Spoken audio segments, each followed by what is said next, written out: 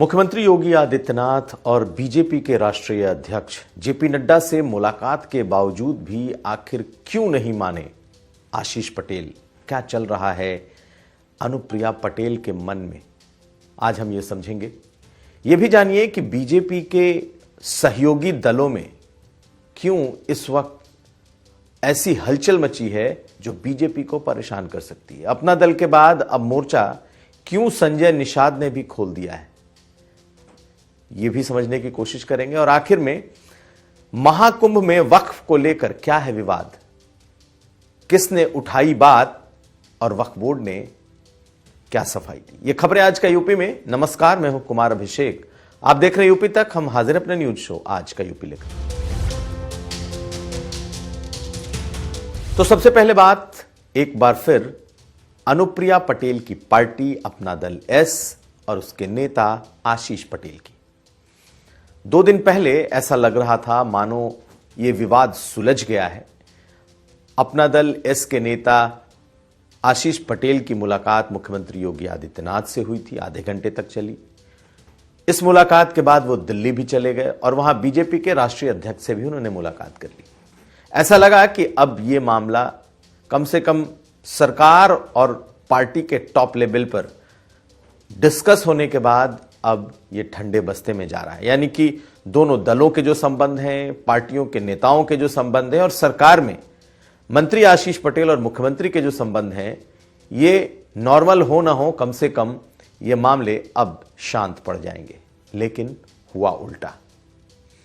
मुख्यमंत्री से मिलकर लौटने के बाद जब खबरें निकली और खबरों में यह चलने लगा कि उन्होंने माफी मांग ली या उन्हें समझा दिया गया, इसके बाद आशीष पटेल की मुलाकात होती है जेपी नड्डा से और अगले दिन एक लंबा चौड़ा सोशल मीडिया पर वो पोस्ट लिख डालते हैं और एक बार फिर उनके निशाने पर सूचना विभाग, मुख्यमंत्री के करीबी लोग और एसटीएफ, और इस बार तो उनके निशाने पर मिर्जापुर के तत्कालीन एसपी भी होते हैं जब चुनाव हो रहे थे। तो आखिर इन 2 मीटिंग्स में बात क्यों नहीं बनी और आखिर इन मीटिंग्स में ऐसा क्या हुआ कि आशीष पटेल का ये सरकार और पार्टी से समझौता 24 घंटे भी नहीं चला और एक बार फिर वो उसी तरीके से बिफर पड़े, या यूं कहें उससे कहीं ज्यादा बिफरे, और उन्होंने इस बार कई लोगों पर निशाने साध लिए। चर्चा यह है कि आशीष पटेल ने अब एक तेवर अपना लिया है। उन्हें लगने लगा है कि 2027 के चुनाव तक अगर उनके तेवर इस तरीके के नहीं रहे तो उनकी पार्टी में उनका जो कद है, उनकी पार्टी का जो अनुप्रिया पटेल की जो पार्टी है, इन तेवरों के साथ अगर वो नहीं गए तो फिर उनका वोट बैंक खिसक जाएगा। क्योंकि एक क्रोनोलॉजी है, अगर आप देखें तो पिछले चुनाव से अभी तक लगातार ग्राफ गिरा है। अनुप्रिया पटेल कहां 2 लाख 2.5 लाख वोटों से जीतने वाली महज 30-40 हजार के बीच सिमट गई। उसमें भी आशीष पटेल और उनकी पार्टी का आरोप है कि उन्हें हराने की पूरी साजिश थी। वो जीती हैं तो उनके लोगों ने बड़ी मुश्किल से यह जीत दिलाई है। दरअसल लड़ाई की शुरुआत इस लोकसभा चुनाव के इस सीट की है। सोनभद्र की सीट मिली थी, बीजेपी सोनभद्र की सीट हार गई जो कि अपना दल एस को दी गई थी, और अनुप्रिया पटेल की सीट भी बहुत मुश्किलों से निकली है। ऐसे में लड़ाई की शुरुआत, लड़ाई की जड़ वही है। लेकिन एक बात और साफ दिखती है कि बेशक इतने हमले हुए, प्रौद्योगिकी शिक्षा से लेकर नियुक्ति से लेकर तमाम तरह की बातें, आरोप और प्रत्यारोप हुए, लेकिन अभी तक सीधा अटैक करने से, मुख्यमंत्री पर सीधा अटैक करने से बचते रहे हैं आशीष पटेल। लेकिन उन्होंने मुख्यमंत्री के इर्द गिर्द के तमाम लोगों पर अपने हमले और तेज कर दिए हैं। तो क्या यह माना जाए कि अब बिल्कुल आर पार के मूड में आ गए हैं? एक बात तो साफ दिख रही है कि आशीष पटेल चाहते हैं कि उन्हें मंत्रिमंडल से बर्खास्त कर दिया जाए, क्योंकि जिस स्तर का उन्होंने अपने तेवर बनाए हैं और जो एक लाइन उन्होंने ले ली है और जिस तरीके से सरकार पर उनके हमले इस वक्त जारी हैं, दिख रहा है कि वो अब बहुत सरकार में रहने के इच्छुक नहीं है, लेकिन वो शहादत चाहते हैं। वो नहीं चाहते कि ऐसी स्थिति हो कि वो खुद गठबंधन छोड़कर जाए। रही बात गठबंधन की, तो उन्हें मालूम है कि केंद्र में गठबंधन है और उत्तर प्रदेश की सरकार में उनकी पार्टी एक तरीके से जिसे कहते हैं सफोकेटेड फील कर रही है। कई वजह रही, कई ऐसे मुद्दे हैं जिस पर कि शुरू से पार्टी का स्टैंड बीजेपी के खिलाफ है और खासकर उत्तर प्रदेश में जो सरकार चल रही है उसके खिलाफ है। 69,000 शिक्षकों के मामले को आप देख लें, जातिगत जनगणना पर जिस तरीके की बात आ गई उसको आप देख लें। इसके अलावा कई और मुद्दे हैं जिस पर कि अनुप्रिया पटेल की पार्टी का विवाद है, लेकिन वो बीजेपी के साथ रहना चाहते हैं, कम से कम केंद्र में। लेकिन उत्तर प्रदेश में उनकी लड़ाई सीधे सीधे अब उत्तर प्रदेश सरकार से दिखाई दे रही है। तो लेकिन क्यों चाहते हैं ये विवाद? उनका कहना है कि उन्हें खत्म करने की साजिश रची जा रही है, षड्यंत्र रचा जा रहा है ताकि सियासी रूप से उन्हें खत्म किया जा सके। और इस षड्यंत्र को लेकर उनका जो इशारा है वो मुख्यमंत्री के टीम पर रहता है। उन्हें लगता है कि उनके खिलाफ ये तमाम साजिशें हुई हैं और उस साजिश में पल्लवी पटेल को भी जोड़ा गया है। उस साजिश में उनके कई विभाग एक्टिव हैं। ये आशीष पटेल खुलकर खुलेआम मंचों से कह रहे हैं। जिस तरह के बयान उनके आ रहे हैं वो साफ दिखा रहा है कि वो अब किसी समझौते के मूड में नहीं है। लेकिन क्या वो सरकार से बाहर जाएंगे, ये बड़ा सवाल है। उन्हें मालूम है कि सरकार से बाहर जाने का फैसला अंततः केंद्र को ही लेना है, यानी बीजेपी के आला कमान को। तो वो इस वक्त उत्तर प्रदेश में अपनी भूमिका बिल्कुल अलग रख देना चाहते हैं ताकि वो सरकार में रहते हुए भी ऐसा लगे मानो वो सरकार में नहीं है और फिर चाहे सरकार हो या पार्टी, उसका कोई ऑब्लिगेशन उनके ऊपर ना हो। यह साफ दिख रहा है कि जिस तरीके के तेवर आशीष पटेल के और उस पार्टी के हैं, ये अगले 2 सालों की तैयारी है। पार्लियामेंट चुनाव में निश्चित तौर पर बहुत सारे बड़े नेताओं के वोट कम हुए, तो अनुप्रिया पटेल का भी वोट कम हुआ। जो लोग 3-4 लाख वोटों से जीते थे सब 1-1.5 लाख के वोट के आसपास आ गए। ऐसे में अनुप्रिया पटेल का वोट भी कम हुआ तो कोई आश्चर्य की बात नहीं है, क्योंकि सबके वोट कम हुए। लेकिन उन्हें एक डर है कि कहीं उनके स्पेस में पल्लवी पटेल अपनी जगह ना बना लें, और खास करके उनको सबसे बड़ा खतरा इसी बात का है कि उनका अपना जो वोट बैंक है, उनका अपना जो समाज है, कहीं अगर ये पल्लवी पटेल की पार्टी और उनकी तरफ शिफ्ट हो गया तो फिर सियासी रूप से उनके लिए आने वाले वक्त में मुश्किलें और चुनौतियां बढ़ सकती हैं। इसलिए उन्होंने एक तरीके से बागी रुख अपना रखा है। और इस बगावत का असर क्या होगा? क्या मुख्यमंत्री योगी आदित्यनाथ उन्हें अपने मंत्रिमंडल से निकालेंगे? उन्हें लगता है कि यह फैसला केंद्र बीजेपी का जो आला कमान है उसे ही लेना है। ऐसे में वो खुलकर अपनी बैटिंग कर सकते हैं। केंद्र में बीजेपी के आला कमान के साथ उनकी अपनी ट्यूनिंग ठीक है, पार्टी की भी ट्यूनिंग ठीक है, लेकिन उत्तर प्रदेश में सरकार से वो भिड़ने को तैयार है। तो आखिरकार कब तक बीजेपी का आला कमान भी इस तरह के बगावत को बर्दाश्त करेगा, यह भी एक बड़ा सवाल है। लेकिन निश्चित तौर पर उत्तर प्रदेश में मुख्यमंत्री योगी आदित्यनाथ, उनकी टीम, यूपी सरकार, इसको अगर वो लगातार टारगेट करते रहेंगे तो फिर उत्तर प्रदेश में क्या वो सरकार में और गठबंधन में रहेंगे, इस पर ही इस वक्त चर्चा चल रही है। लेकिन एक चीज साफ दिखता है कि आशीष पटेल अब इस बात के लिए, या यूं कहें अनुप्रिया पटेल इस बात के लिए तैयार हैं कि उत्तर प्रदेश की सरकार से वो अपने मंत्रालय को, अपने मंत्रिमंडल को वो सैक्रिफाइस कर सकते हैं। तो ये अब लड़ाई आगे बढ़ती जा रही है। उन्हें लगता है कि प्रौद्योगिकी शिक्षा में भर्ती और प्रमोशन की भर्ती के नाम पर उन्हें फंसाया जा रहा है, उनके खिलाफ साजिश की जा रही है, षड्यंत्र किया जा रहा है। तो सियासी रूप से पहले कमजोर करने की कोशिश हुई और अब उन पर जो हमले हैं वो उन्हें फंसाने और उन्हें कमजोर करने के हैं। इससे बेहतर है कि इस वक्त ही क्यों ना ऐसा बागी तेवर अपनाया जाए कि या तो बीजेपी और सरकार दबाव में आए और अगर किसी तरीके का कोई समझौता हो तो उनके हितों की रक्षा हो। अब देखना है कि सरकार, अपनी सरकार से बगावत और दिल्ली से प्यार, क्या ये चल पाएगा या फिर दोनों के बीच कोई बैलेंस बनता है। अब अगली खबर।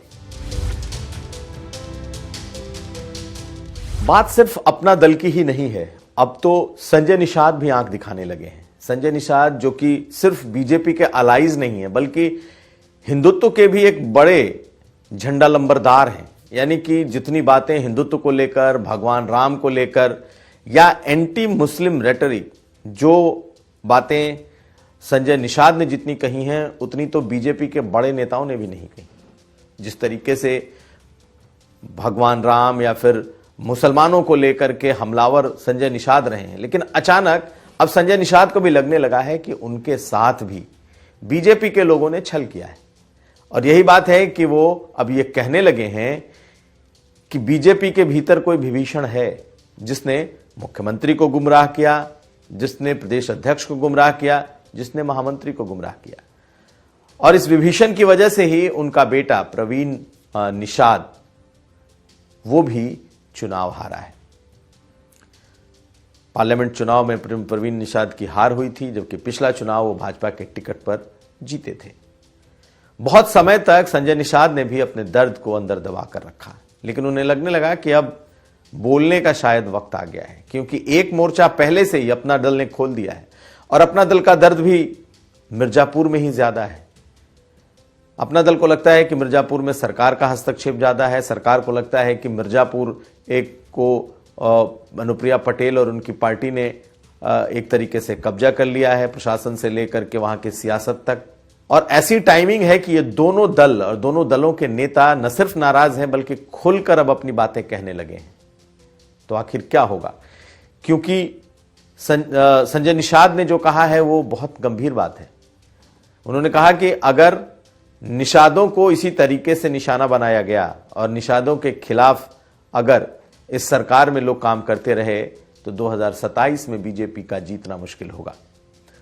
विभीषण की बात उन्होंने की, आप सुन लीजिए। आज उन्होंने यूपी तक से जो बात की है उसमें किस तरीके से बीजेपी के भीतर के इस विभीषण को आज सामने लाया है। नाम तो नहीं बताया लेकिन बहुत कुछ कह गए हैं। सुनिए संजय निषाद। भारतीय जनता पार्टी अगर निषादों का नहीं देंगे तो वोट मिलने वाला नहीं है। 2022 में दे दिया, 24 में देखो बहुत नुकसान हो गया, 43 सीट हार गए। मैं नहीं चाहता हूँ, तो मित्र हैं, मैं चाहता हूँ कि ये जाने, ये जितने कुछ विभीषण हैं ये जाके कहते हैं मोदी योगी अमित शाह जी से अगर आरक्षण मिल गया तो निषादों का कांसीराम हो जाएगा, डॉक्टर संजय अम्बेडकर हो जाएगा। हम कहते हैं हमारा भाई, हमारा पद प्रतिष्ठा सब ले लो, लेकिन निषादों का हिस्सा जो आरक्षण का है वो दे दो। अच्छा, एक चीज बताएं, क्या 2027 में कोई संदेश देना चाह रहे हैं? मैं चाहता हूँ 43 सीट हारे हैं। हम चाहते हैं हार के कारण वही है विभीषण, उन्हें हटाए।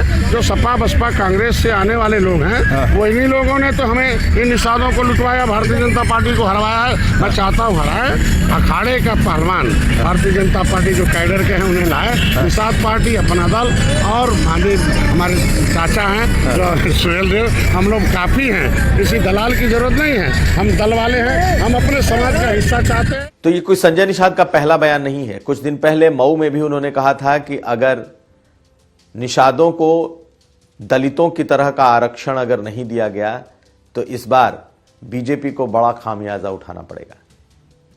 दर्द तो बहुत है, दर्द दोनों तरफ है। दर्द ये भी है कि अपना दल की नेता अनुप्रिया